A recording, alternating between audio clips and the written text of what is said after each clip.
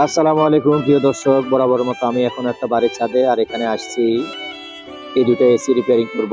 একটা হচ্ছে গ্রি আর একটা হচ্ছে জিপাসের এই এসিটা।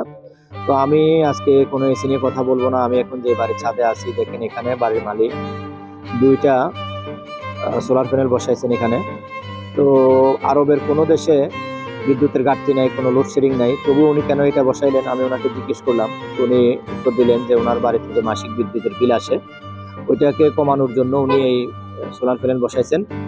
এখান থেকে উৎপাদনকৃত বিদ্যুৎ আগে ওনার ঘরে ইউজ হবে, এরপরে বাদ বাকি যা লাগে ওইটা উনি জাতীয় গ্রিড থেকে নেওয়া হবে।